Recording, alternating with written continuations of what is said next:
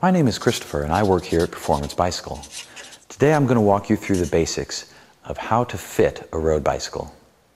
Now, fitting a road bicycle can be a little bit of a complicated process, but it's vital to your cycling experience. The first and foremost rule of fitting a road bike is to be comfortable.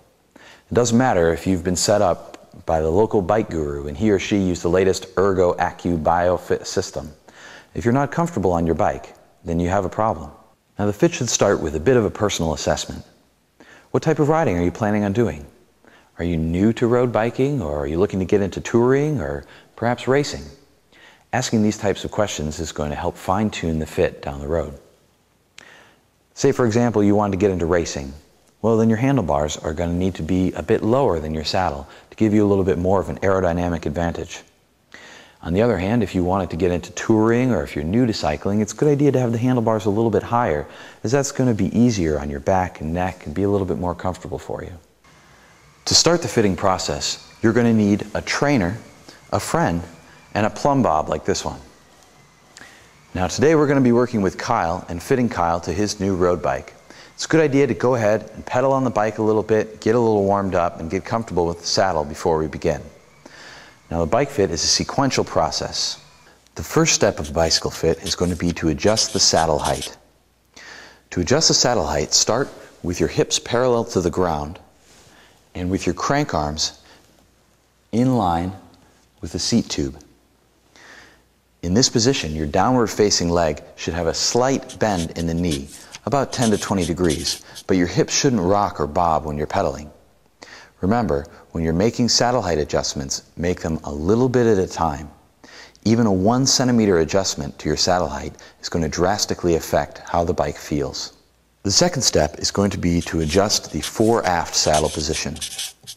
To do this, you could stay seated in the same position, only now move your crank arms so they're parallel with the ground. From here, drop a plumb line from the bottom of the kneecap down through the pedal. Now, this line should bisect the pedal axle. If the plumb line falls in front of the pedal axle, you'll need to push the saddle back a little bit.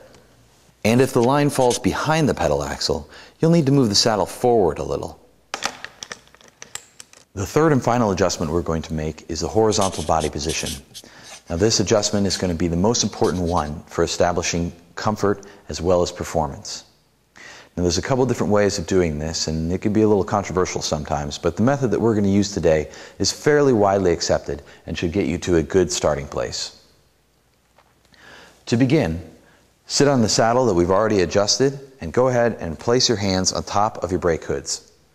Now, from this position, sight the front hub relative to the handlebar. The handlebar should obscure the front hub. If the handlebar is in front of the hub, you're going to need a slightly shorter stem. If the handlebar is behind the hub, you may need a slightly longer stem. This should put your back at about a 45-degree angle.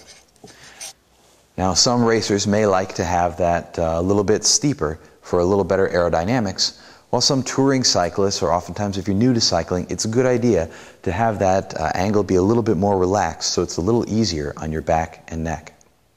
Now, always remember, as you're doing this process, that the most important thing to consider when you're fitting your bicycle is comfort. Here are a few additional things to take into consideration when fitting your road bicycle. First is going to be handlebar width. Now, as a general rule of thumb, your handlebar should be about as wide as your shoulders, sighting a line up from your armpits.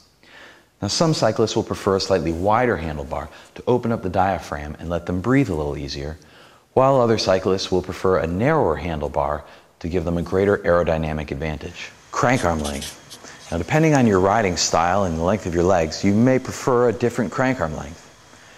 Crank arms typically come in 165, 170, 172.5, and 175 millimeters, with the length of the arm usually printed on the back of the cranks next to the pedal axle. Now, gear mashers like myself will usually prefer a slightly longer crank arm for more torque, while people who like to spin the pedals will prefer a shorter crank arm. Here's some good starting points if your legs are proportional to your height.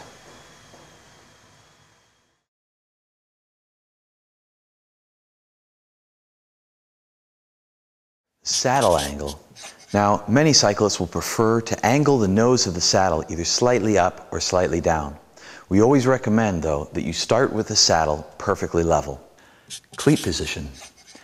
Now, adjusting your cleats properly is as important as fitting your bicycle. To adjust your cleats, find the ball of your foot. The center of the cleat should be directly under the center of the ball of your foot. This will give you the most power to the pedal. Now remember, this guide aims to get you to a good starting place. Every bike rider combination is different. With this in mind, use this as a baseline and then make any adjustments necessary from there. If your stem ends up being 2 centimeters longer than the one recommended by this system, but it's more comfortable to you that way, then go with it. And also remember that if you need any additional help, your performance tech representatives are only a phone call away.